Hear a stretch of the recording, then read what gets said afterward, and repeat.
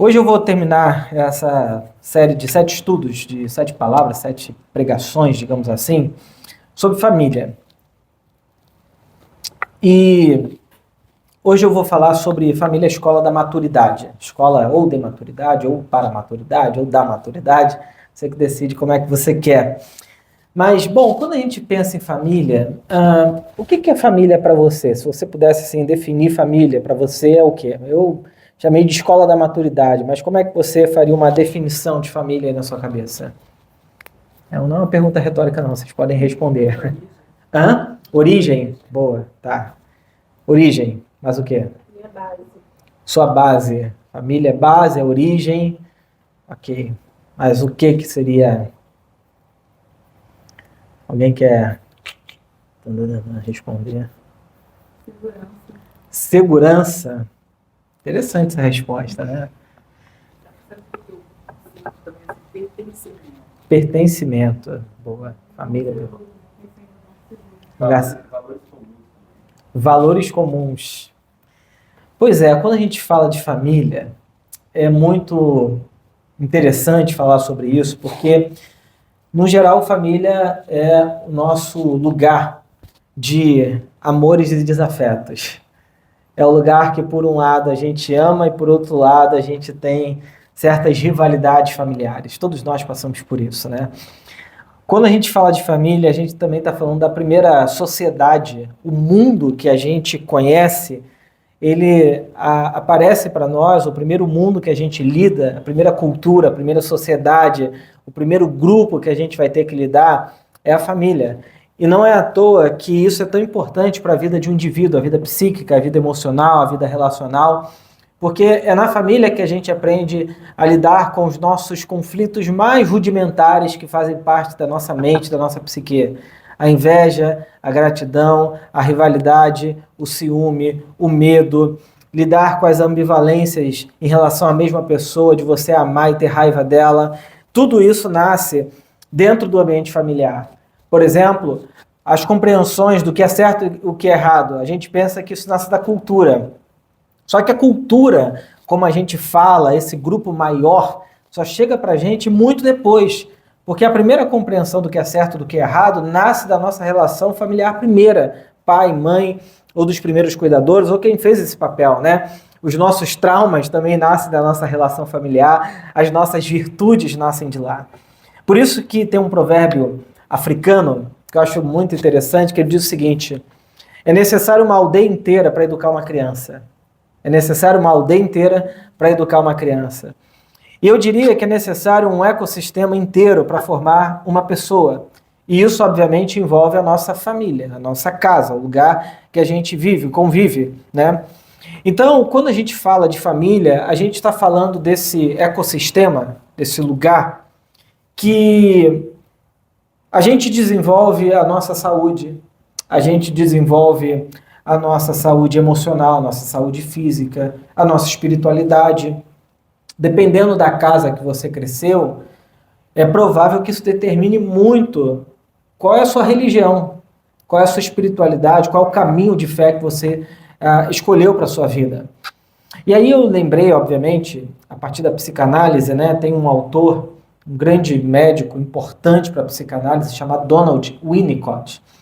E esse médico pediatra inglês, que foi muito importante, eu acho interessante porque o Donald Winnicott cresceu numa igreja metodista, da onde eu vim, né? E ele, obviamente, depois ele não vai ter nenhuma religião, digamos assim, e ele é responsável por um campo importante da psicanálise, que é exatamente esse lugar do ambiente, que ele vai chamar de mãe ambiente, suficientemente bom, suficientemente mal, essa coisa do ambiente familiar, da relação do bebê com a mãe, o que na realidade, para nós na psicanálise, é uma coisa que vai durar a vida toda. Essa relação primeira, ela é quase que determinante para o restante da nossa vida, né? E a gente pode traduzir essa ideia dele de ambiente suficientemente bom por um ambiente facilitador. Talvez essa seja uma palavra mais moderna que nos ajude a pensar o que seria uma relação familiar boa. Uma relação familiar boa é aquela que facilita. E o que significa facilitar? É você apoiar sem invadir. E dependendo da sua própria formação, se você foi apoiado, mas invadido, se você era uma pessoa que tinha pouca liberdade, pouca capacidade de pensar, de criar, muito regrado, talvez isso tenha limitado seu pensamento e a sua maneira de lidar com o mundo. Se você talvez tenha sido uma pessoa muito livre, sem muitos contornos familiares, isso também pode prejudicar. Por isso que ele diz que o ambiente tem que ser suficientemente bom, não excessivamente bom. Então, esse autor, Winnicott, que é esse médico pediatra, ele está se referindo principalmente a pais que sustentam, suportam, asseguram seus filhos, mas ao mesmo tempo lhes oferece espaço necessário para que possam se expressar. Nesse sentido, é interessante que uma mãe que negligencia seus filhos, e quando eu estou falando de mãe e filho aqui, mãe e essa relação primeira, isso é a maneira como a gente vai ver a vida. Não é só aquela relação primeira. Então, uma mãe que é excessiva com seus filhos, e esse filho cresce se sentindo invadido por essa mãe, ele vai viver a sua vida adulta da mesma maneira. Ele vai se sentir, na vida adulta, sendo invadido por todo mundo que estiver ao seu redor. Qualquer figura de autoridade que lhe apareça vai ser como se fosse uma invasão para ele. Por outro lado, quem teve uma mãe suficientemente boa também consegue entender limites e liberdades, consegue internalizar essas coisas com muito mais facilidade. Bom, o que eu quero dizer é que nós nascemos numa pequena aldeia, nossa família, nossa casa, e aí, conforme a vida vai avançando, ela vai se expandindo, ganhando novas pessoas, a escola, os amigos da infância, da adolescência, a igreja, para quem teve a igreja como lugar de relacionamento. E se a gente quer falar de maturidade, que é o meu ponto aqui hoje, a gente precisa falar sobre a importância desses ambientes na nossa vida. A gente precisa falar sobre a importância que esses ambientes produzem na nossa história, na nossa vida, como seres humanos, como a gente se porta diante desse mundo que a gente vive, internamente e para o outro, né? E aí eu fiquei pensando quem que eu poderia trazer como um personagem ou como uma história bíblica para a gente refletir juntos aqui a respeito desse caminho de maturidade. E, obviamente, como para mim é muito importante o Evangelho, eu vou falar sobre o nascimento de Jesus, que está em Lucas, capítulo 2, eu vou ler do verso 1 a 20, eu vou pedir para você me acompanhar, se você tiver uma Bíblia aí no telefone, enfim, onde você quiser, mas também tem aqui. Diz assim: naqueles dias, o imperador Augusto decretou um recenseamento em todo o Império Romano. Só para vocês terem uma noção do que era o recenseamento. Primeiro que era uma prática para a Bíblia Sagrada proibida. O rei Davi foi fazer um recenseamento, o profeta foi lá e brigou com ele, em nome de Deus, porque não era uma coisa assim que Deus gostava muito. Por quê? Porque o recenseamento é uma espécie de controle populacional. E Deus não gostava muito dessa ideia de tentar controlar o seu povo, né? Porque o recenseamento ele tinha, para além de todas as outras coisas, dois objetivos finais: produzir militares e arrecadar mais dinheiro. E Deus sempre foi contra isso na Bíblia Sagrada. Por incrível que pareça, a gente vive tão distante desse mundo bíblico, mas Deus ele era absolutamente contra isso. E o fato da Bíblia dizer que Augusto decretou um recenseamento, qualquer judeu que estava acostumado com o Antigo Testamento, na cabeça já acende uma luz amarela ou vermelha. E diz assim: esse foi o primeiro recenseamento realizado quando Quirino era governador da Síria. Todos voltaram à cidade de origem para se registrar. E por ser descendente do rei Davi, José viajou da cidade de Nazaré, da Galileia, para Belém, na Judéia, terra natal de Davi, levando consigo Maria, sua noiva, que estava grávida. Olha que interessante. Em algumas traduções vai dizer que Maria era noiva, em algumas traduções vai dizer que Maria era sua esposa. E aí, qual é o grande conflito aqui, né?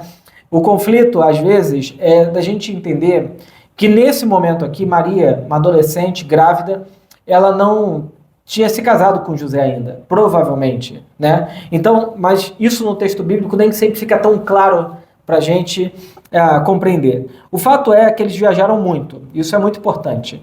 Eles estavam em Nazaré, da Galileia, e eles foram para Belém. Então, só para vocês terem uma noção geográfica, é como se Jesus, por exemplo, José e Maria, eles saíssem de Volta Redonda e viessem aqui para o Rio de Janeiro. Eles estavam no norte e desceram para o sul para fazer o recenseamento, que é nessa região aqui da Judéia, né? Verso 6. Estando ali, chegou a hora de nascer o bebê. Ela deu à luz seu primeiro filho, o menino. Envolveu-o em faixas de pano e deitou numa manjedoura, porque não havia lugar para eles na hospedaria. Você imagina a situação, Maria grávida, provavelmente esgotada, perna inchada, de tanto que andou durante esse período, e ela chega na hospedaria e não tinha lugar. Problemaço. E naquela noite, havia alguns pastores nos campos próximos, vigiando rebanhos de ovelhas. De repente, o anjo do Senhor apareceu entre eles, e o brilho da glória do Senhor os cercou. Eles ficaram aterrorizados, mas o anjo lhes disse: não tenham medo. Trago boas notícias, ou o evangelho, que darão grande alegria a todo o povo. Hoje em Belém, a cidade de Davi, nasceu o Salvador, que é Cristo, o Senhor. Vocês o reconhecerão por esse sinal. Encontrarão um bebê enrolado em faixas de pano, deitado numa manjedoura. De repente, juntou-se ao anjo uma grande multidão do exército celestial, louvando a Deus e dizendo: glória a Deus nos mais altos céus e paz na terra àqueles de que Deus se agrada. Quando os anjos voltaram para o céu, os pastores disseram uns aos outros: vamos a Belém para ver esse acontecimento que o Senhor nos anunciou. Indo depressa ao povoado, encontraram Maria e José, e lá estava o bebê deitado na manjedoura. Depois de o verem, os pastores contaram a todos o que o anjo tinha dito a respeito da criança. E todos que ouviram a história dos pastores ficaram admirados. Maria, porém, guardava todas essas coisas no coração e refletia sobre elas. Os pastores voltaram glorificando e louvando a Deus por tudo que tinham visto e ouvido. Tudo aconteceu como o anjo lhes havia anunciado.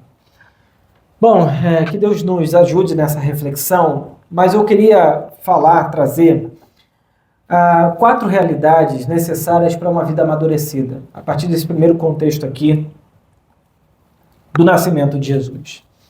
Bom, em primeiro lugar, para a gente ter uma vida amadurecida, nós precisamos de convicção de fé.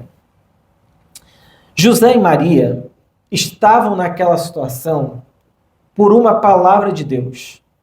Deus havia prometido a Jesus Cristo. E mesmo assim, as circunstâncias não eram favoráveis. O ponto que eu quero chamar a sua atenção é para a fé deles. A fé de José e de Maria. Ter fé não é caminhar segundo probabilidades. Quando eu tenho um quadro onde tudo me é favorável e eu tomo uma decisão, eu estou caminhando segundo probabilidades. Ter fé não é caminhar pela média ponderada, que é basicamente o seguinte: o que a maior parte das pessoas está decidindo aí? Você vai lá e escolhe pela média ponderada. Isso também não é fé. Ter fé não é caminhar pelo poder, porque a gente sabe que o poder, ele muitas das vezes abre portas. Pessoas que têm muito poder, muito acesso, são pessoas que têm certas facilidades que outras pessoas que não têm esse poder não conseguem chegar lá. O dinheiro também produz isso, o sucesso também produz essas coisas. E ter fé não é absolutamente nada disso.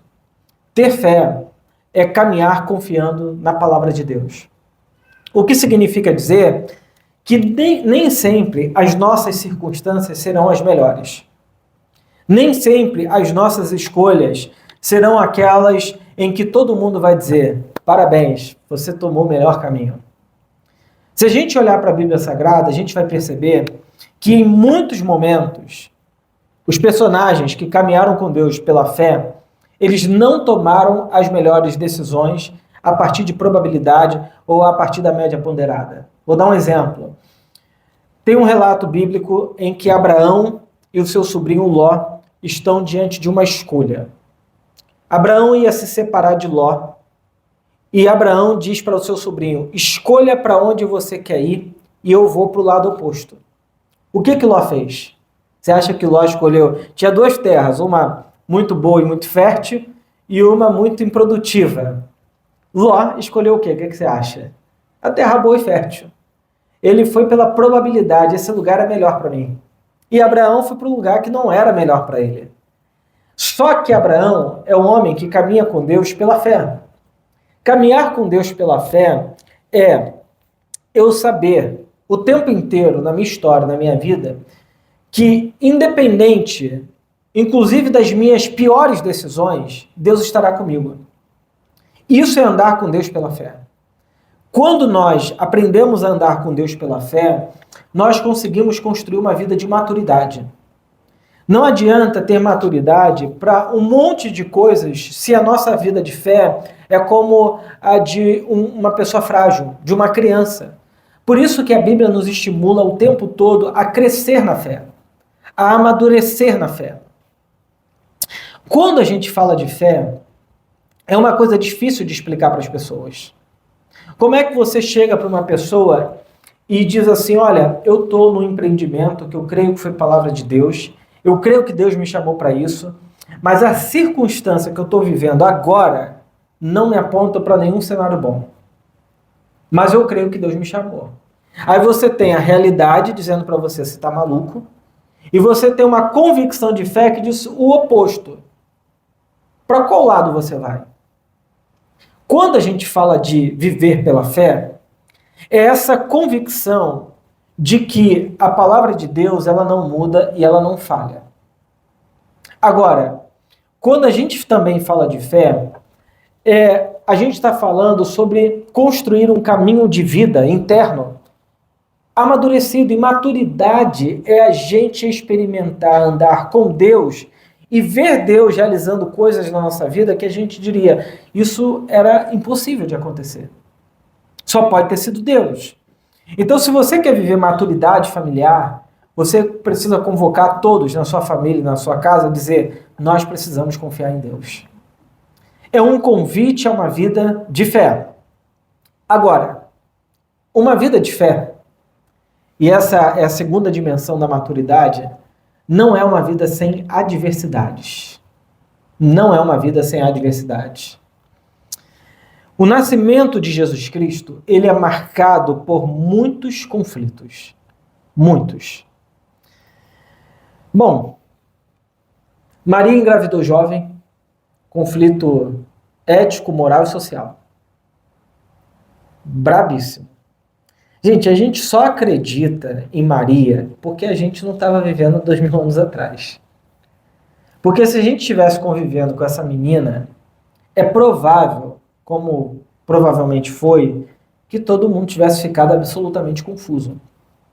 A gente não sabe se Maria, inclusive, tinha pai e mãe. A Bíblia não fala sobre os pais de Maria. Ela é uma jovem muito nova que teve que aceitar o desafio de ser a genitora do Salvador do mundo, de ser a genitora de Jesus Cristo. Maria viveu nessa convicção de fé. Ela creu, aceitou o convite, engravidou. 9 meses se passaram. O que acontece? No momento em que Jesus ia nascer, que é um momento lindo, bonito, né? Às vezes idealizado, romantizado, mas todo mundo imaginando o nascimento do Salvador do mundo, Maria cheia de expectativa. O que acontece? Um problema político e social. O governador vai fazer um recenseamento e Maria, que estava lá no norte de Israel, tem que descer para o sul de Israel, porque José era da linhagem de Davi e o recenseamento dele, como a gente faz hoje, né, na hora do voto, cada um tem o seu lugar de votar, ele tinha que sair do norte e ir para o sul de Israel para fazer o seu recenseamento, o seu cadastramento, digamos assim. Isso já mostra um grande problema, porque a distância de viagem devia durar 2, 3 dias a pé.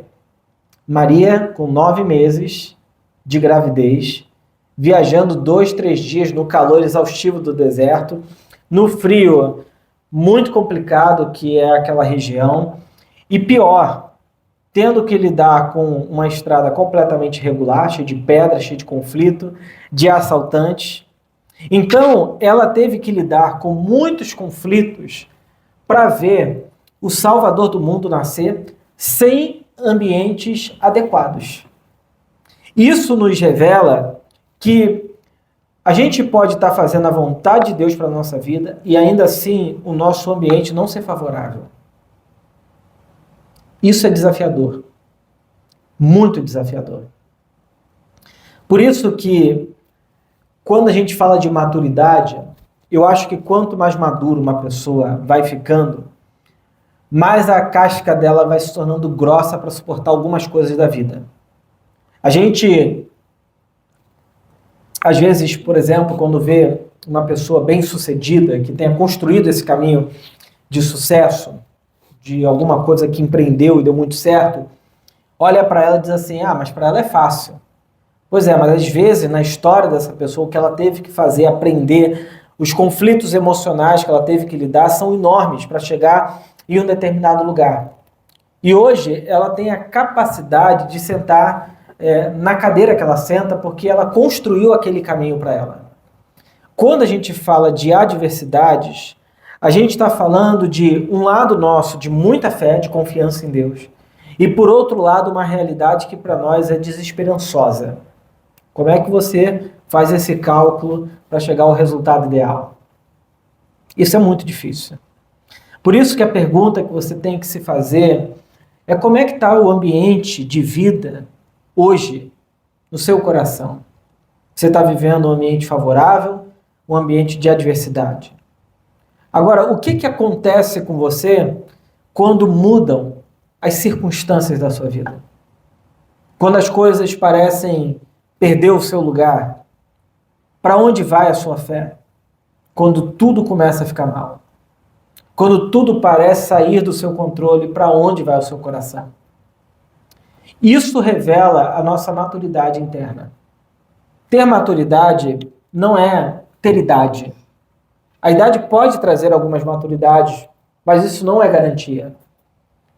Ter maturidade é você ter a capacidade de lidar com frustração, com medo, com a insegurança, com um coração que está meio perdido e você fala, mas qual é o próximo passo? E tem horas que a gente está num momento tão adverso que você olha e você não enxerga um palmo à sua frente e você fala, para onde eu vou agora?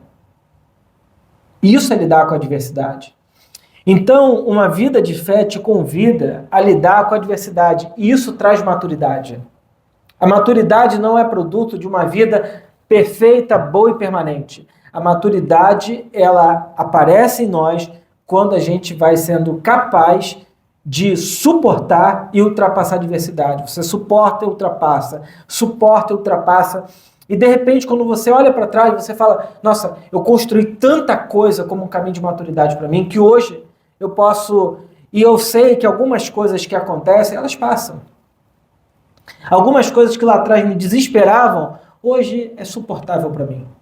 Algumas coisas que eu tinha tanto medo, parece que virou rotina no meu dia a dia.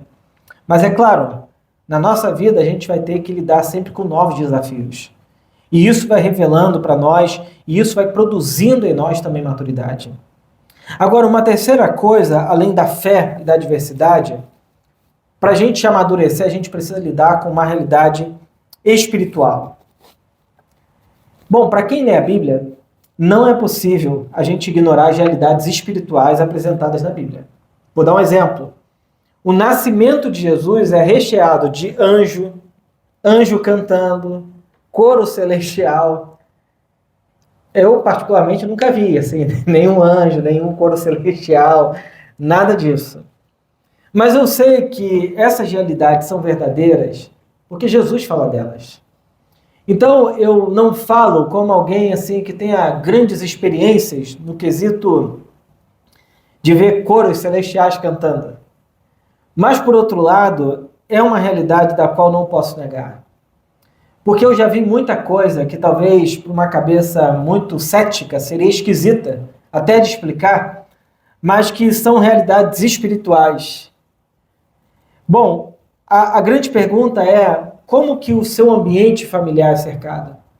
Como é que são as realidades espirituais que cercam a você, o seu coração, a sua casa, a sua família? Você é uma pessoa que ignora isso, fala, bom, eu não tenho que lidar com isso, eu não preciso mexer com isso. Ou você é uma pessoa que leva as realidades espirituais em consideração na sua vida com Deus. Por exemplo, você é uma pessoa que quando vê as coisas desmoronando, você vai lá diante de Deus e fala: Senhor, eu sei que tem coisas que estão fora do meu controle. E de vez em quando a gente tem que pedir para Deus: Deus, vença o maligno, vença essas realidades espirituais. O apóstolo Paulo fala em Efésios capítulo 6 que existem dardos inflamados do maligno que afetam o nosso coração. Isso é uma coisa que a gente precisa lidar o tempo todo. A gente pode lidar com as realidades espirituais ignorando, falando, nada disso existe. A gente pode também lidar com as realidades espirituais dizendo, isso tudo me apavora. Como muita gente vive a cada novo problema mundial, aí a pessoa começa a criar teorias de anticristo, de terceira guerra mundial, e por aí vai. Ou você pode lidar com essas realidades como a Bíblia lida, dizendo que para aqueles que estão em Cristo Jesus, nós já vencemos porque Cristo venceu por nós. Agora, isso não significa que a gente não possa ser afetado por essas realidades, com as quais, inclusive, a gente tem que orar. E pedir a Deus intervenção, e pedir a Deus que age, e pedir a Deus que envie os seus anjos, para que essas realidades não nos afetem, não nos esmaguem. E a quarta coisa desse texto aqui, a quarta realidade para uma vida amadurecida, é a realidade da missão. No verso 20, diz que os pastores voltaram glorificando a Deus por tudo que tinham visto e ouvido. E tudo aconteceu como o anjo lhes havia anunciado. A primeira vez que a Bíblia fala sobre uma família e que dessa família ele iria abençoar todos os povos da terra, foi quando Deus chamou Abraão e Sara. Tem muita gente que foca muito no primeiro casal lá no Jardim do Éden, sem compreender que, na realidade, o grande propósito de Deus para a humanidade, depois do jardim, aparece em Abraão e Sara. E quando Deus chama Abraão e Sara, Deus faz uma promessa dizendo, em ti serão benditas todas as famílias da terra.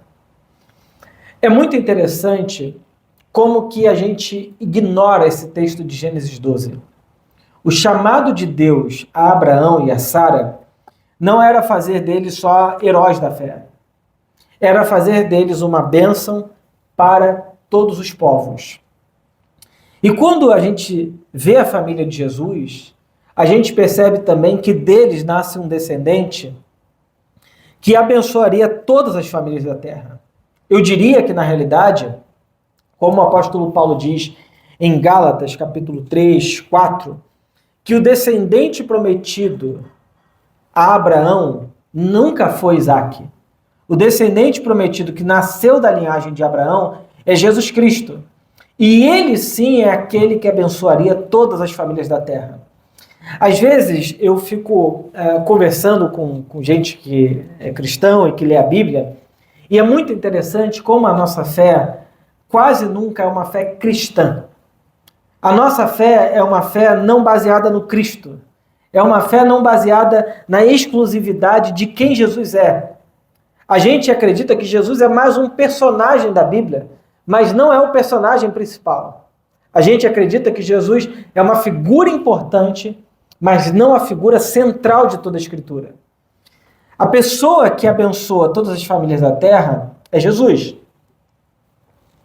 Agora, é muito interessante a gente perceber que o nascimento de Jesus é marcado por um homem e por uma mulher capazes e dispostos de sustentar a missão de trazer Jesus ao mundo. O que eu quero dizer com isso? Que todos nós, de uma maneira ou de outra, somos, digamos assim, o parteiro ou a parteira ou a pessoa responsável por fazer Jesus nascer no coração de alguém. Não existe vida cristã sem missão. Cristianismo sem missão se tornou uma religião vazia, morta, que não faz sentido. Mas é muito interessante como que nós cristãos nos acostumamos com a ideia de que nós podemos servir a Deus, acreditar em Deus, sem ter implicações práticas na nossa vida de envio, de missão, de serviço, de trabalho, de dedicação às coisas de Deus. E a gente pensa, não, mas eu acredito em Deus. Bom, mas isso nunca foi o que Deus pediu de nós. Tiago diz assim, se você diz que ama a Deus, que você não vê, e não ama o seu próximo, a quem você vê, deve ter acabado a bateria, e não ama o seu próximo, a quem você vê, Tiago diz, você é mentiroso. Então, na realidade, a fé cristã, ela é uma fé, deixa eu tirar aqui o microfone, ela é uma fé, sobretudo, de serviço. Não dá para ser cristão sem servir. Por isso que o convite de Jesus para nós, para uma vida de maturidade, é que a nossa vida e a nossa família se torne uma bênção para outras pessoas. As nossas vidas têm que se tornar uma bênção para outras pessoas. Muitas das vezes, a gente vai vivendo a vida alienado de quem Deus é e da nossa missão e do nosso propósito. E vocês sabem muito bem que eu sou uma pessoa que tenho uma compreensão assim de muita liberdade no Evangelho. Eu não acho que o Evangelho é castrador, não acho que o Evangelho é uma coisa que nos aprisiona, mas por outro lado, eu também não acho que o Evangelho não deva ser anunciado. Eu não acho que o Evangelho não deva ser comunicado. Eu não acho que o Evangelho não deva ser compartilhado. Porque o Evangelho é essa boa nova que a gente vai compartilhando, convidando, convocando, servindo, se envolvendo com a vida de outras pessoas, de modo que nós nos tornamos uma bênção para quem está ao nosso redor. Se o nosso cristianismo não abençoa ninguém, o nosso cristianismo é uma farsa. Jesus falou que tem como a gente crer em Deus, ler a Bíblia e se tornar um sal que não salga, uma luz que não ilumina. E Jesus falou para os seus discípulos, mas vocês são sal da terra e vocês são luz do mundo. Então, a nossa tarefa, o nosso trabalho, o nosso ser como igreja viva, como pessoas, como parte dessa comunidade, é entender que nós também temos uma missão. E aí a gente precisa amadurecer nesse sentido também. No sentido de que todos nós somos convocados por Deus a uma missão. É parte do crescimento e da maturidade da nossa própria família. A família é esse lugar onde nós servimos, onde nós abençoamos outras pessoas. Então, faça da sua casa, faça da sua família um lugar de vida e de missão para outras pessoas. Isso é muito importante. Porque senão a gente vai viver um cristianismo de gueto, em que a gente se fecha na gente e a gente diz assim, você não vive essas bênçãos porque você não creu ainda. Pois é, mas se você creu, você é chamado a compartilhar isso. Por isso que uma das coisas que eu tenho pensado muito, eu quero muito que aconteça, é que a gente tenha, por exemplo, e aí são coisas da Viva, né? Outras casas vivas, outros espaços, outras casas, onde a gente possa compartilhar o Evangelho para que outras pessoas possam vir e participar. Às vezes, quando eu falo de compartilhar o Evangelho de outras casas vivas, automaticamente, inclusive entre nós aqui, surge a ideia do seguinte, então vamos nos dividir entre nós para que outras casas vivas surjam? Eu vou dizer não. A ideia é que se outra casa viva surgir, é que ela surge a partir de uma família e dessa família outras pessoas vão sendo, digamos assim, evangelizadas, crendo e compartilhando o Evangelho. E não uma divisão de grupo, e não uma divisão do que já existe entre nós, porque isso não produz missão. Isso pode produzir um ambiente maneiro, agradável, uma casa legal, onde tem um lanche, uma reflexão boa, mas isso não é missão. Nós precisamos entender que um dos grandes propósitos de uma família amadurecida é a missão. Aí algumas pessoas chegam para mim e falam assim, mas eu não tenho tempo. eu não tenho, sei lá, dinheiro, eu não tenho um lugar. Bom, quando a gente pensa em missão, e isso é muito importante, porque a igreja só é igreja, como diz o Dietrich Bonhoeffer, um teólogo importante do século XX, que viveu na Alemanha sob o nazismo, foi morto pelo nazismo. O Dietrich Bonhoeffer dizia o seguinte: a igreja só é igreja quando o é para os de fora. Quando o é para os de fora.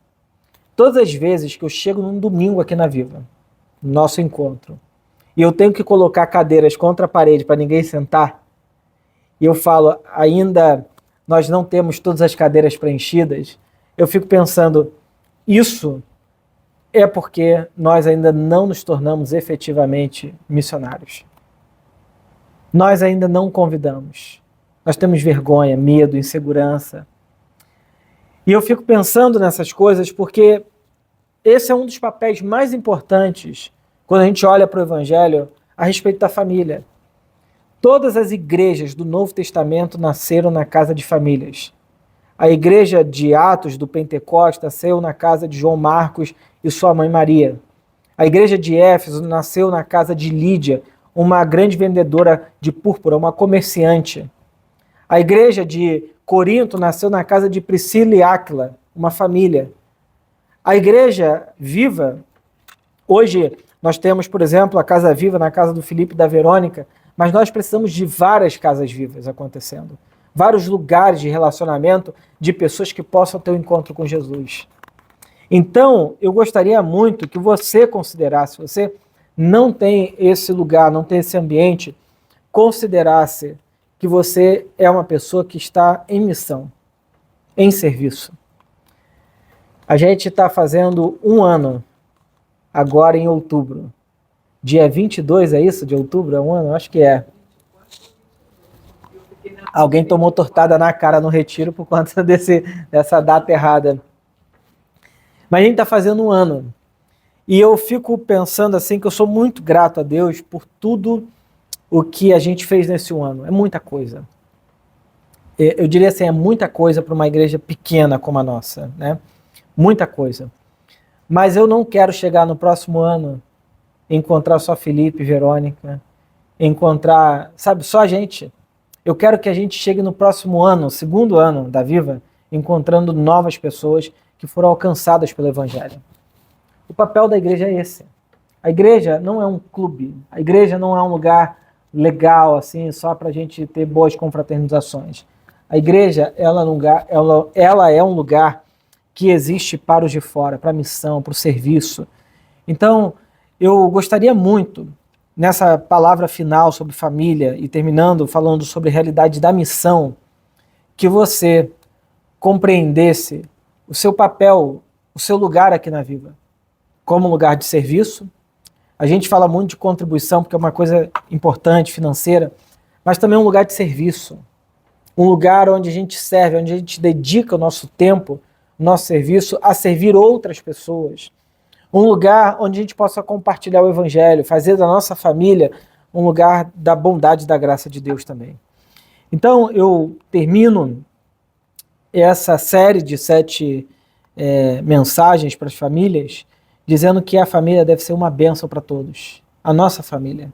Primeiro para a gente, dentro de casa. Por isso que eu gastei tanto tempo falando da nossa relação familiar interna. E só agora, só hoje, que eu falei da nossa relação familiar para outras pessoas, para fora. Por isso que esses pastores aqui que nós encontramos nesse texto, que voltaram glorificando e louvando a Deus por tudo que tinham visto e ouvido, eles eram pessoas desprezíveis, ignoradas, mas eles foram os primeiros a anunciarem o Evangelho.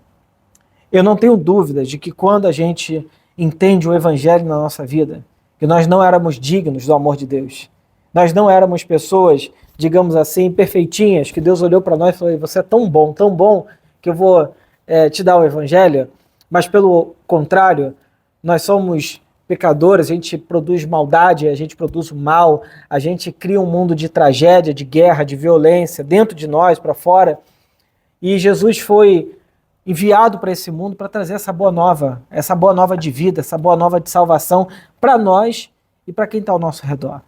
Então eu gostaria que você orasse, pensasse e fizesse também da sua vida, da sua história, uma história onde a sua casa fosse uma bênção, a sua família fosse uma bênção.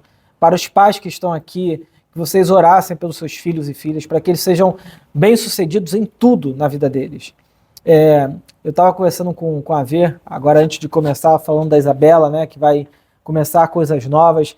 E é isso, a gente tem que orar também, não só pelos doentes, por aquelas pessoas que precisam, mas também para que a gente veja entre nós, os filhos e as outras pessoas que virão, sendo bem-sucedidas naquilo que fazem. Isso também é uma coisa boa para a igreja, porque isso é um sinal de maturidade, de vida, de crescimento em todas as áreas da nossa vida. Então, eu creio que quando a gente busca esse progresso em Deus, a gente amadurece. Quando a gente aceita os desafios que Deus nos propõe, a gente amadurece. Quando a gente resiste ao processo de maturidade e crescimento, a gente permanece no mesmo lugar e tende a piora. Tem uma lei da liderança chamada lei da entropia. Vocês conhecem essa lei? A lei da entropia é uma lei da física que o mundo corporativo pegou. E ele diz o seguinte: tudo aquilo que permanece no mesmo lugar tende a piora. A ideia é, se você deixar esse copo aqui, esse copo tende à deterioração, ele tende a piora e não a melhora, e também a não ficar no mesmo lugar. Então a gente precisa de sinergia, de energia o tempo todo sendo colocada para que a gente possa crescer e avançar nas coisas. E eu creio que o Evangelho é essa força de Deus, essa força espiritual para a gente crescer e avançar na nossa vida. Então, em todas as áreas da vida. Então, eu queria orar com vocês, pedindo que Deus nos desse graça para que a gente pudesse ver esses crescimentos na nossa casa, na nossa família, que a gente pudesse ver esse sinal da bênção de Deus sobre nós, né? Caiu, tudo bem. Então, vamos orar juntos, por isso, eu vou pegar esse microfone aqui. Tá ótimo. Para a gente orar juntos aqui, nessa noite. Eu gostaria que você orasse assim com toda a intencionalidade mesmo, né? A gente, às vezes... Opa, melhorou. Às vezes a gente ora concordando, porque eu estou aqui em cima, né? E eu estou orando e vocês só dizem amém.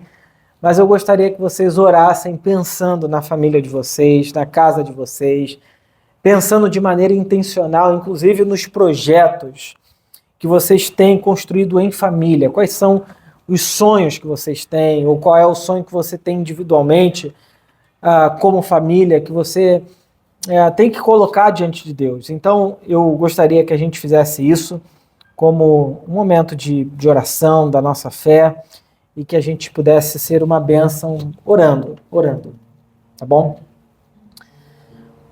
Deus bendito, eu quero orar, eu quero clamar ao Senhor, eu quero pedir a Ti que a Tua boa mão, Senhor, ela haja, ela intervenha, ela mexa nas coisas dentro de nós, Senhor. Mas, sobretudo, aqui nessa noite, eu quero pedir que o Senhor cumpra aquelas promessas que o Senhor fez a Abraão, que é esse pai da fé de todos nós, o homem que entrou na galeria dos heróis da fé e que, por meio de Cristo, concretizou para nós, que não somos judeus, que nós somos gentios, essa bênção que está prometida há muito tempo, Senhor.